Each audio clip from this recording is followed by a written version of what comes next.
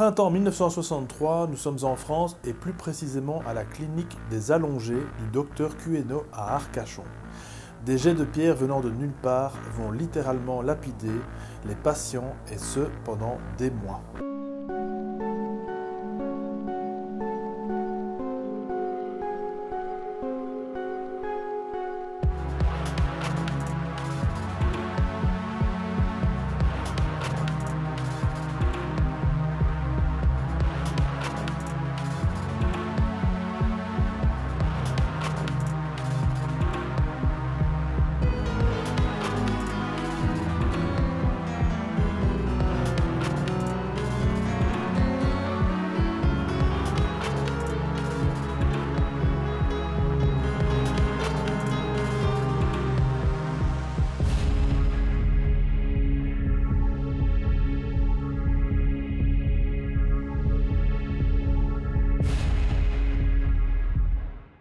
Salut à tous, c'est Alexis, je suis heureux de vous retrouver dans ce nouveau numéro d'Histoire parallèle. C'est une histoire que je tenais absolument à vous conter tant elle est fascinante. Installez-vous confortablement et de préférence avec votre casque afin de vous plonger au mieux au cœur de cette histoire réelle et parallèle.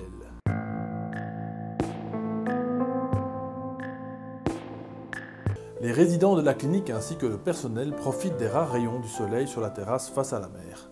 Cet endroit est spécialisé pour soigner les tuberculeux et ils viennent de passer un hiver des plus rudes. Le printemps commence mal, il est pluvieux, voire pourri.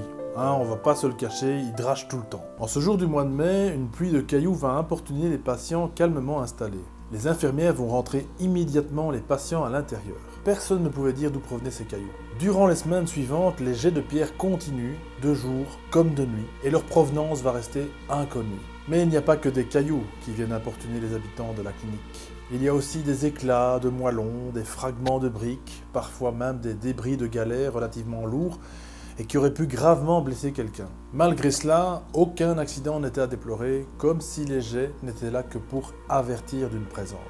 Mais le phénomène allait continuer régulièrement.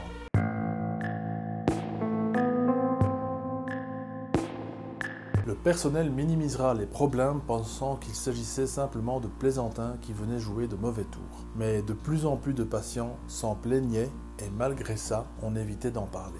Une certaine paranoïa s'installe alors peu à peu, les patients se scrutent les uns les autres pour essayer de déceler le mauvais farceur. Puis, ceux-ci soupçonnèrent une certaine Angelina, puisque c'est en présence de celle-ci que les phénomènes abondent. Mais le 7 juillet 1963, elle quitta l'établissement et malgré ça, les phénomènes continuèrent. Un peu plus tard, on découvrit que le poltergeist se basa sur la présence d'une jeune patiente de 17 ans du nom de Jacqueline. Retenez bien ce prénom, mais vraiment. À ce moment-là, il faut préciser que le docteur Queno et les membres de la direction ignoraient tout de l'affaire, ou plutôt ne voulaient rien entendre, oui. Les infirmières en entendaient parler et certaines d'entre elles en avaient été témoins, mais cela restait du niveau de la mauvaise blague faite par des voyous. Alors les phénomènes allaient de plus en plus intenses, plusieurs projectiles volèrent ci et là, et les pensionnaires commençaient à en avoir vraiment assez de cette situation. Au début du mois d'août, Jacqueline décida d'en informer directement la directrice qui, elle, attendit le 28 août, soit une bonne vingtaine de jours après pour en informer le docteur Queno, qui, je vous le rappelle, est quand même le directeur de la clinique. Bravo! Il craint d'ailleurs que d'éventuelles représailles judiciaires n'arrivent.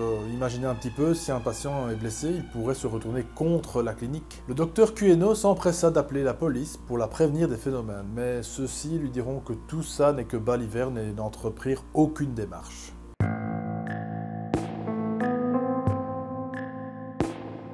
Pourtant, les rumeurs vont vite et la clinique est déjà taxée de lieu hanté. Et le directeur, qui est déjà en sueur, va donc faire un appel à un ami. Le docteur Martini, qui est président de l'Institut Métapsychique International, lui proposa d'envoyer un enquêteur du nom de Robert Touquet. Robert est médecin, chimiste et physicien. Il s'intéresse entre autres aux phénomènes métapsychiques et surnaturels comme la télékinésie, la télépathie par exemple. Robert va donc être engagé pour enquêter à la clinique. Il va commencer par interroger les patients, certains vont lui dire qu'ils n'ont rien vu, d'autres vont avouer avoir aperçu de temps à autre certains phénomènes, alors qu'une poignée d'entre eux ne vont rien vouloir dire du tout. Cependant, la majorité est d'accord pour reconnaître les faits. Les langues vont vite se délier et certains affirment avoir vu jusqu'à 17 jets de pierre sur à peine 5 minutes. Un jour, il y eut une véritable pluie de pierres, ce qui prouvait qu'aucun des malades ni employés n'aurait pu faire une telle farce. Des patients iront même jusqu'à dire qu'une grosse pierre était tombée sur leur table de bridge. Fait important, un soir d'été au mois d'août, un agent de police qui passait par là leva la tête juste au moment où une grosse pierre fut jetée par la fenêtre d'une chambre située au second étage. Comme si quelqu'un se cachait et jetait des pierres violemment tout droit vers la terrasse où se trouvent les malades. Il s'avère que les projectiles viendraient d'une chambre vide, inutilisée, qui est d'ailleurs fermée à clé.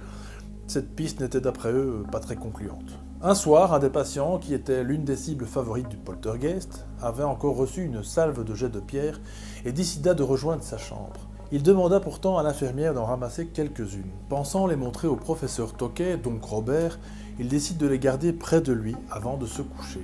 Mais dès le lendemain matin, les pierres avaient disparu.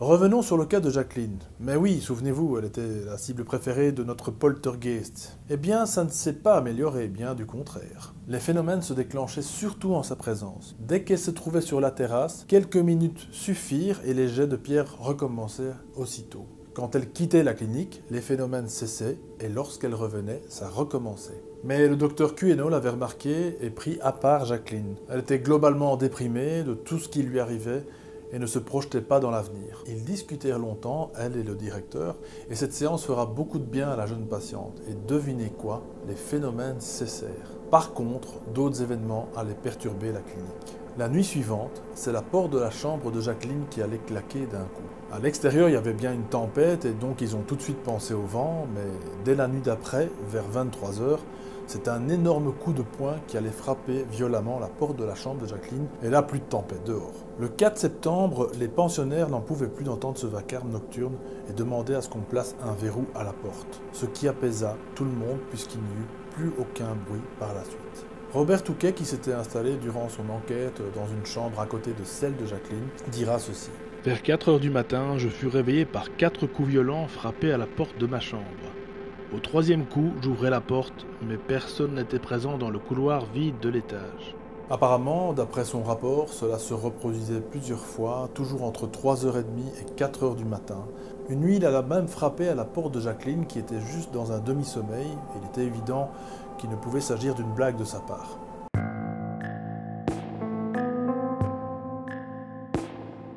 Enfin, il conclura par le fait qu'il n'a aucune explication concernant les jets de pierre, ni même des bruits dans les chambres. Bah dis donc, ils ont bien fait de t'engager, Robert. Des bruits de couloir, des rumeurs expliqueront que suite à l'annonce de la vente de la clinique par le docteur Queno, bien avant les phénomènes, aurait affecté les patients et donc aurait pu déclencher à leur insu tous ces tracas. Certains diront que c'est la psychothérapie de Jacqueline qui stoppa les phénomènes.